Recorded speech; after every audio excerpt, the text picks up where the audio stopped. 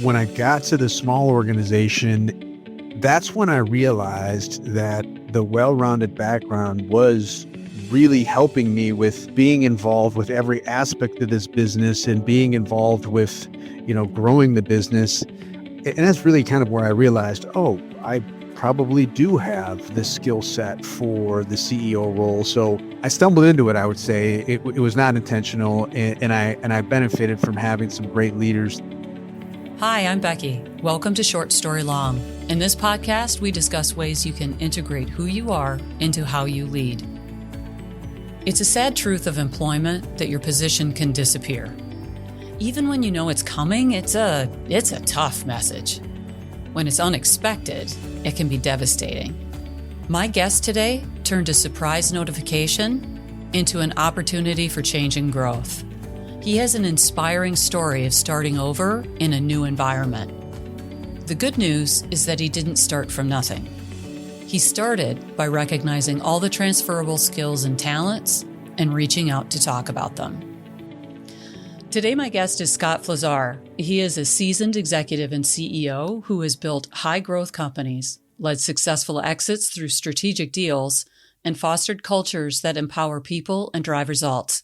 He has a passion for leadership, strategy, and innovation.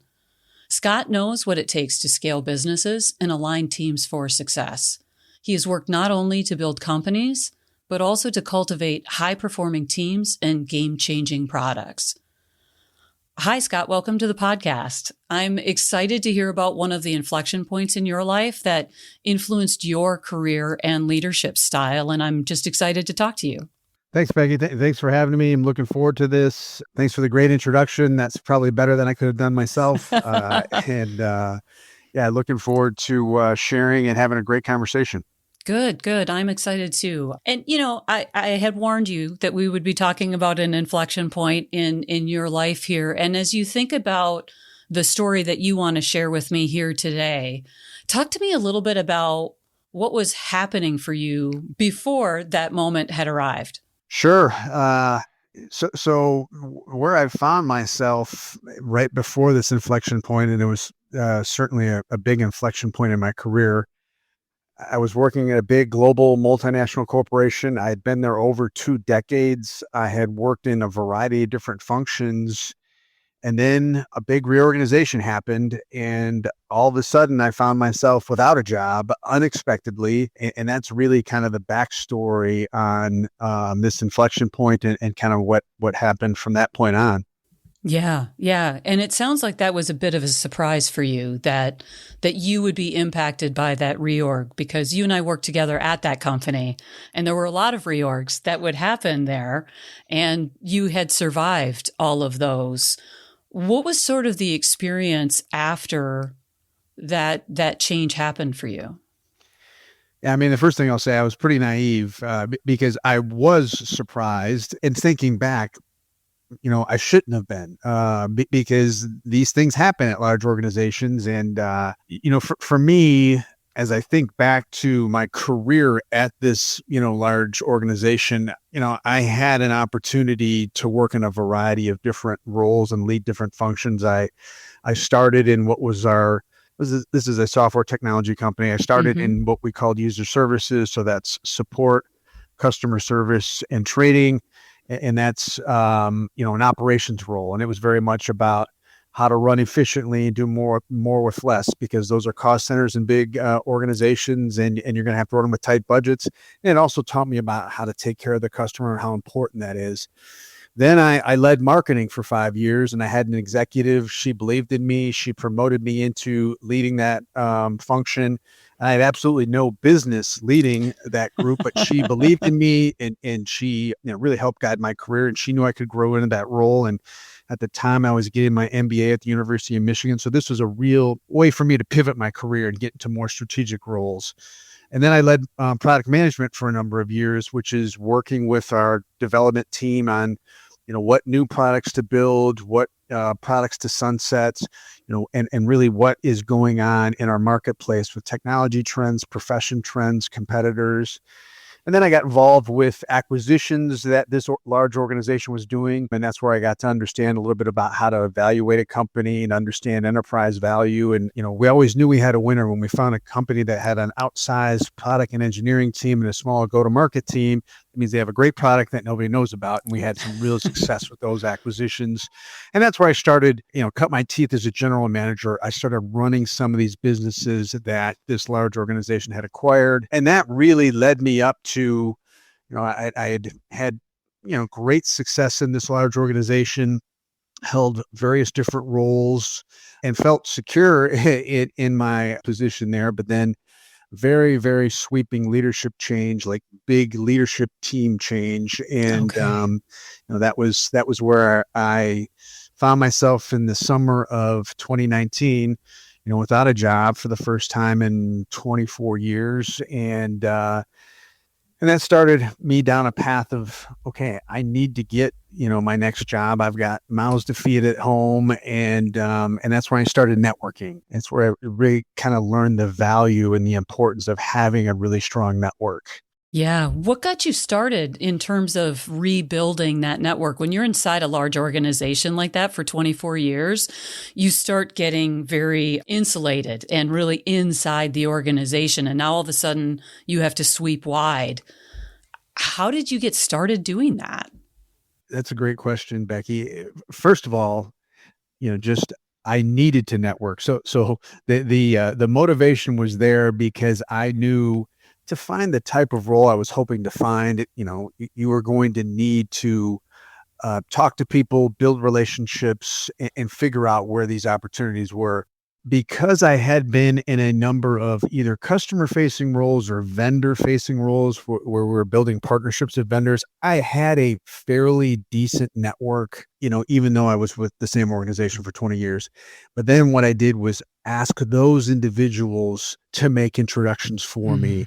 I think this is networking 101, but it was all about reaching out and having conversations, not about, can you help me find a job, but can we talk about what's going on with, your professional career at this point? And do you have any pointers for me? And are there any introductions you can make? And that's also where I got more exposure to executive recruiters and what they might be able to help with. At the same time, I was re-energizing my current network. I was using my current network to kind of branch out and have others help me with other introductions and pointing me to the other opportunities. And the one thing I learned in that moment in time was, even if, there are people in your network that you might not feel you know very well or are very well connected to, that will go out of their way to help you. And that's, something that I've now always thought, okay, I need to pay that forward. Anytime, people are reaching out to me, even if, maybe I haven't spoken to them in 3 or 4 years, or maybe we don't know each other very well, I still want to be, of some assistance. So. Yeah, absolutely. And I wonder if that was a lesson that others had learned, so they were paying it forward to you Sure. in those moments, right? Because I think there's so many times where we're shy about making that contact. And I've even had people reach out to me after 10 years of not talking to someone. And I'm like, oh my gosh, I can't believe that they thought to reach out to me, right? Like, it's almost like an honor in a way that someone thought that you might be able to help them. So I can appreciate what you're saying there. And so as that network started to work for you in some regard, I mean, how is it that you ended up landing in the role that you found? Yeah. So as I was kind of working my network, I would say there was, a first wave of people I knew really well, and then a second wave with kind of the next layer out. And it was really the third wave when I decided to reach out to the co-founder of a business, a small technology company, a co-founder that I had met a year earlier. This large organization I was at, they conducted a users conference every year, and there were certain vendors that came to exhibit. And I met this co-founder at that conference. We had kind of one conversation, couple emails after that, but, didn't know this person that well. But in the spirit of, any networking is good networking, I reached out. And this individual, again, I went, I was part of a big global multinational corporation. This is a small technology company. I don't know exactly how small, but I know they're small. I reach out and this person immediately emails back and says, "Oh, I didn't know that, you're looking for your next opportunity. And have you ever thought about working for a smaller business?" And I said, "Absolutely. That's something that absolutely intrigues me." So we exchanged a few more emails. We had a couple phone calls, and then he invited me out to visit him, his co-founder, so the two co-founders, and the CTO. So again, this is back in 2019. So I fly out to California and meet these individuals in person. And if I were to define the inflection point for this particular podcast, it's this conversation that I have in person with these two co-founders and the CTO. Sit down, and my entire career again has been in this large organization, and I knew from joint customers of the large organization I was with, and then this small technology company, I knew from joint customers that this product was very good. So I had a good feeling about that already. But when I sat down with the two co-founders, I had this huge epiphany as they described their business to me. I said, wow, these guys are entrepreneurs. They're good at building products and starting companies, but they're not necessarily good at growing and scaling a business. And that's exactly what I've been doing my whole career, especially on the go-to-market side, sales, marketing, customer success, anything, customer facing. So, left that meeting just really excited. I just came to this realization that we have very complementary skills. I am not the entrepreneurial type. I'm not the one that's going to start a business and bootstrap it for a few years to get it to a certain size, but I can come in later when there's already a product there, there's a good product market fit, and now there's a real opportunity for the business to grow and scale. So I left that meeting really excited about how I could help them and how we had complementary, skills. And they made me an offer to come aboard, and it was for a title of Chief Operating and Strategy Officer. But the co-founder at the time that was CEO said, in reality, I don't enjoy leading this business on a day-to-day basis. So if this works out and we really start to grow, there'll be a CEO opportunity in it for you, because what I like doing, because he's an entrepreneur again, is I like working on the product. I like thinking of new ways technology can solve real world problems for our customers. That was essentially how I ended up landing this role. And again, as you think about profiles of leadership and you think about the backgrounds of people, you've got entrepreneurs, you've got people that come out of large organizations. Everyone's got their own unique background and experience. And this was really kind of the marrying of the best things. Yes. Yeah. Yes. Yeah, absolutely. And, you use terms there like go-to-market, product, right? Sales, and also really that idea of going from COO strategy to CEO. I know that at least one of the acquisitions that was done at that large organization, you kind of ended up in that role in a sense of, it wasn't CEO title within that organization, but general manager was essentially that you were running that business. How much did you feel that you wanted to keep on looking for the next opportunity versus, wow, this epiphany has landed and I feel really good about doing this? When I left that meeting, I knew this would be a great opportunity. I didn't know exactly how the role would unfold and how the business would grow, but I knew I could help this business. That was the simplest way to think about it. I knew I could help this business. I knew I could help it grow. And I knew they had a great product, which is kind of important too, because you want to fall into a situation or you want to find a situation where you can, really make an impact. So I didn't have any doubt. This is what I wanted. And also you mentioned my experience, running a business from, in the larger organization that was an acquisition. The experience there is very much translated to what I was going to be able to do at this organization. And I knew that I could take my learnings from the larger organization, from running operations, from running marketing, from running product management, from running some smaller businesses, and really apply that very nicely to a small business and help grow and scale it. So I was sure this was the right opportunity for me, Becky. Okay, that's amazing. So Scott, as you were talking about your background at that large organization, you were moving from one function to another function, and it sounded like there was growth and opportunity and some support. How much was that intentional by you in terms of that growth and maybe having that CEO kind of role in sight? Yeah, it's a great question. It wasn't very intentional at all, actually. And I've had others ask me, how did you become CEO and was that your plan? It really never was the plan. I was very fortunate in that large organization to have a leadership team and people that are reported to that had confidence in me and looked for me to take on new challenges, new opportunities. So it was a bit more me being pulled into different functions, leading different teams, getting involved with acquisitions than me raising my hand for it. So I feel very fortunate, I guess, in that regard. I was certainly very willing and I loved building this kind of well-rounded background. But I also never really thought in my mind, well, someday I'm going to be able to, parlay this into a CEO role. That was really not intentional on my part. And then when I got to the small organization, that's when I realized that the well-rounded background was really helping me with being involved with every aspect of this business and being involved with, growing the business.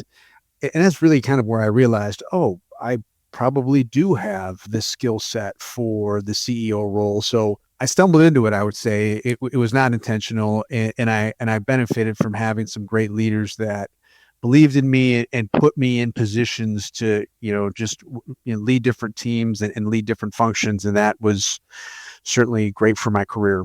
Yeah. And one of the things that really stands out as you describe that is how many of those leaders were looking at you, identifying the talents that you had and how they might be able to contribute to rounding those out to be a fuller candidate for other roles within the organization. And I'm sure that was part of the reason that you were able to stay there as long as you did and have some enriching experiences that weren't the same day over and over and over again for 24 years. And that's really important.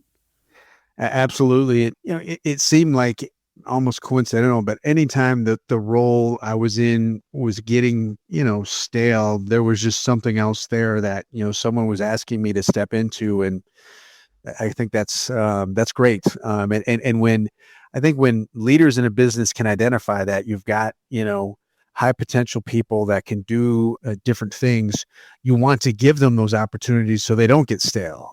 Yes. And I Or certainly, leave. yeah, or leave. Right. And I certainly, benefited from that. Yeah, that's fantastic.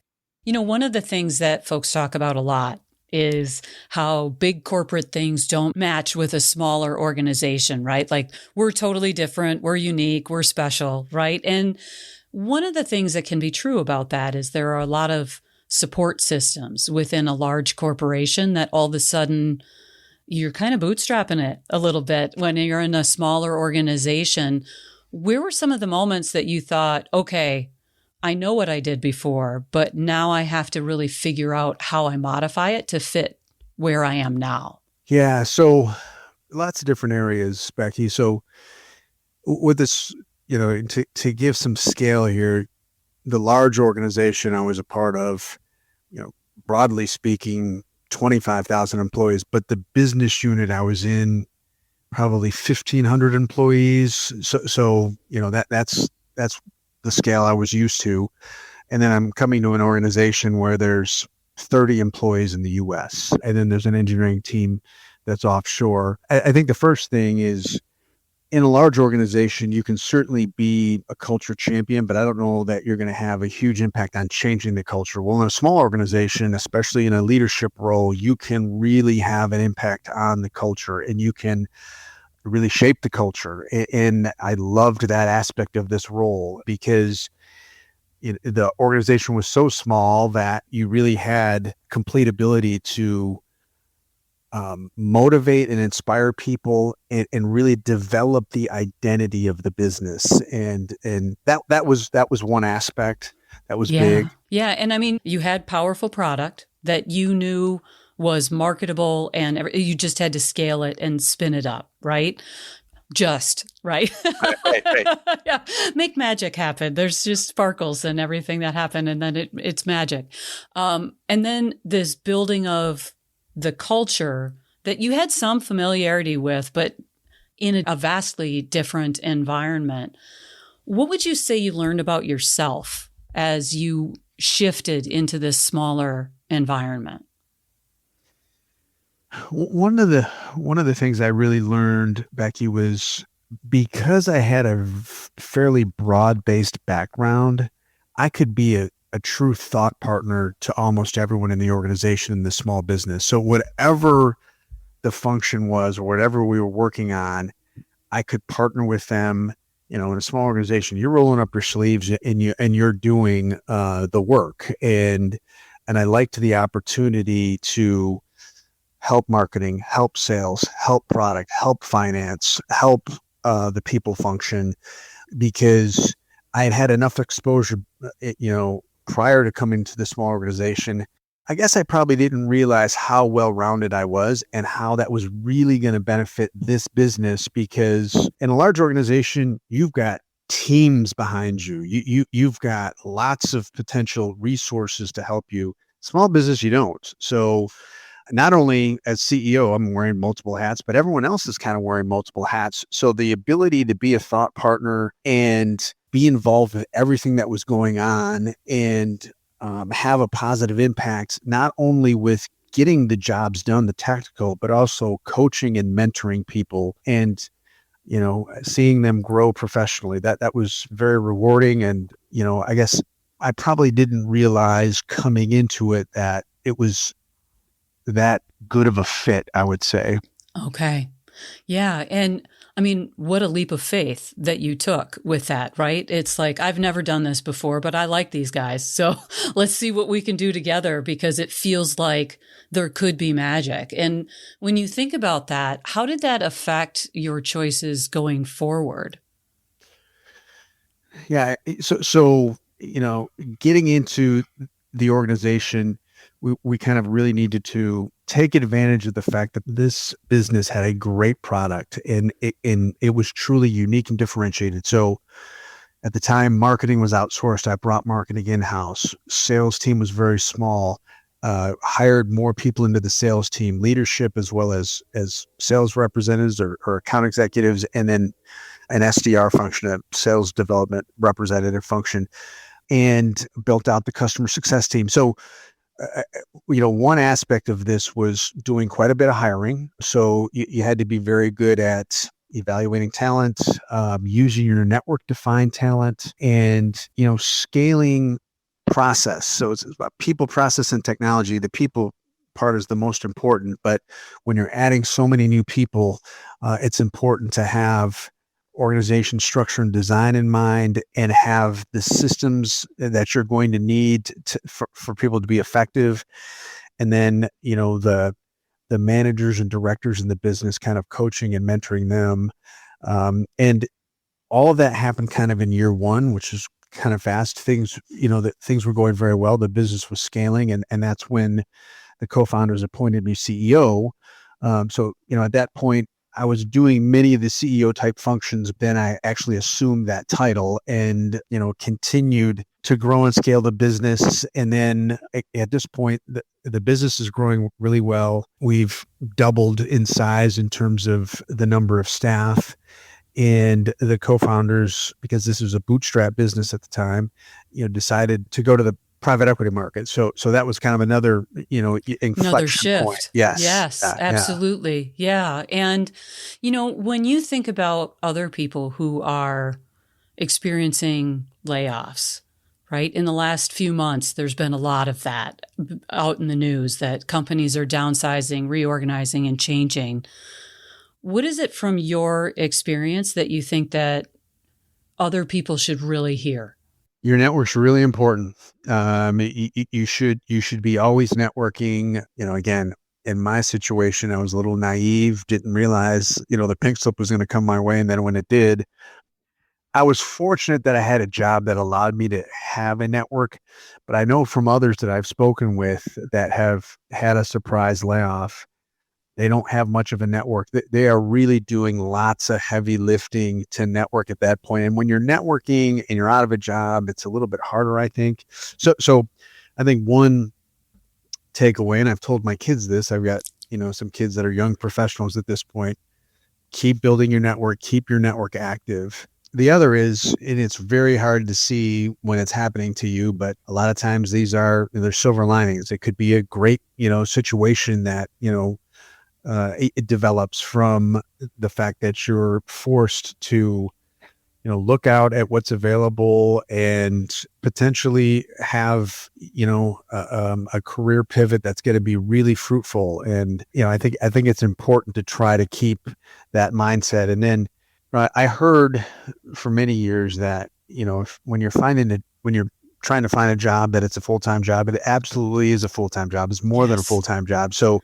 just expect that you're going to need to have that kind of discipline. So the discipline of, I'm going to put 8, 9, 10 hours a day in every day with this idea that I'm networking, I'm having conversations, I'm keeping an open mind, and you never know when that opportunity is going to pop up. And, when I went to meet these co-founders, I didn't know how great of a fit this was going to be.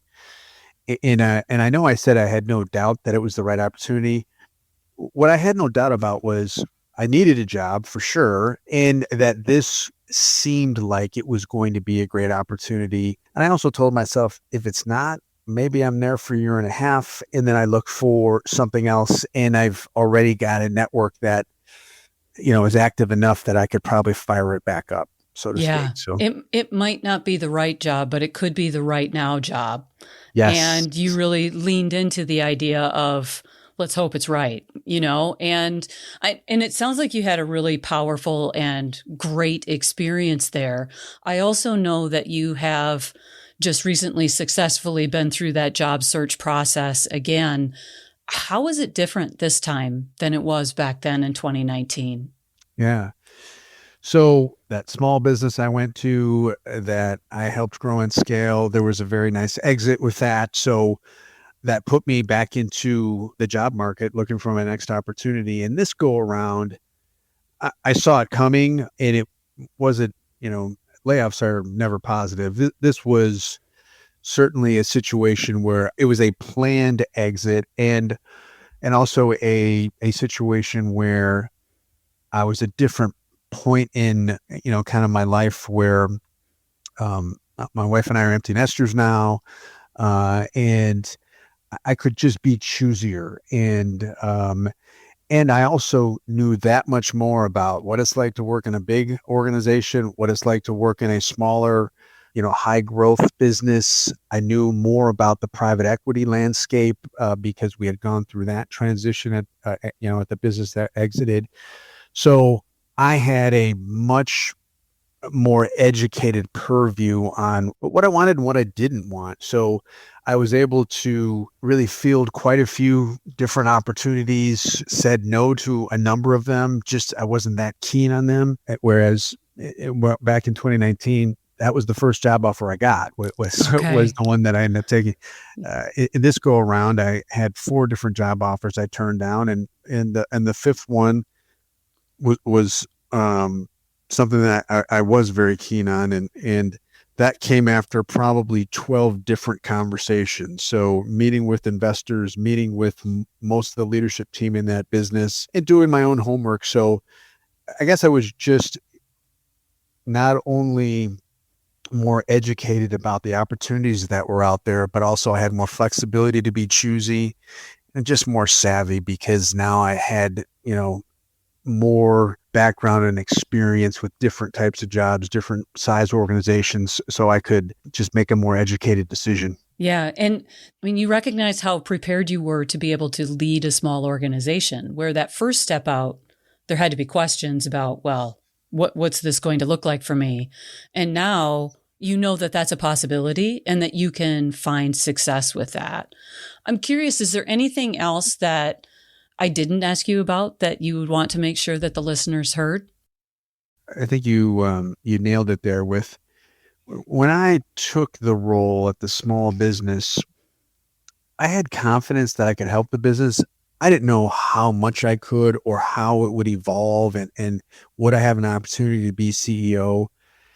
Once you've had those accomplishments and you can kind of check those things off, you go into your next role, with that much more confidence. And I guess what I would say a good takeaway, I think, is this next role I'm taking is another CEO role. It's a CEO of another small technology company that I'm going to hope to grow and scale. And I always tell people, I've coached presenters over the years, and I always tell them, especially if you're doing the same presentation more than once, you make your biggest improvements from the first time to the second time.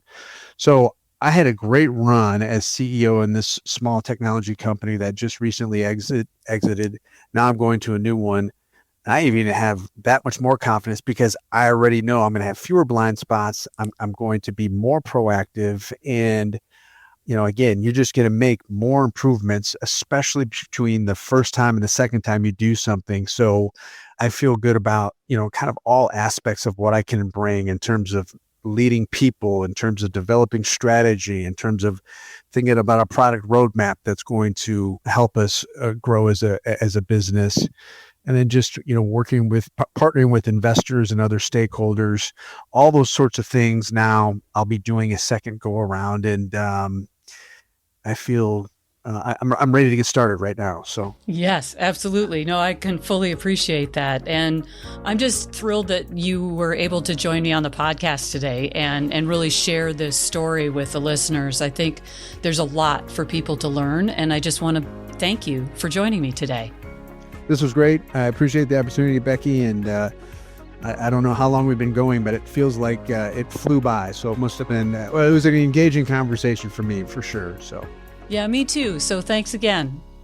I appreciate so much of what Scott shared in his story, and I'm thankful he joined me today.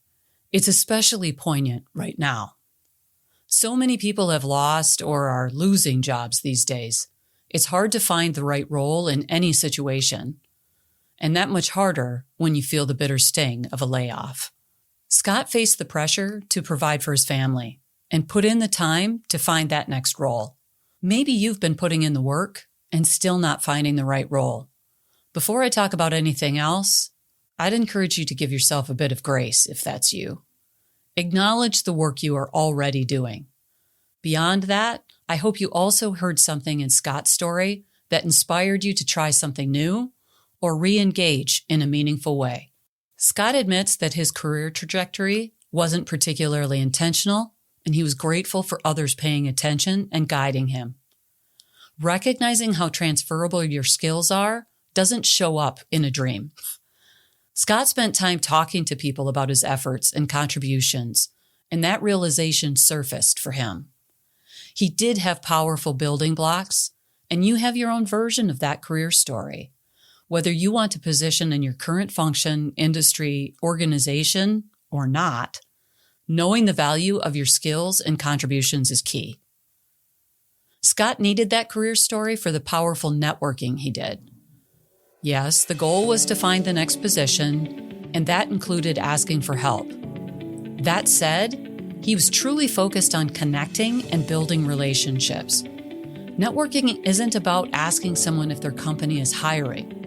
Networking is about sharing that you are in a search mode and acknowledging they may not have an opening or even be a hiring manager.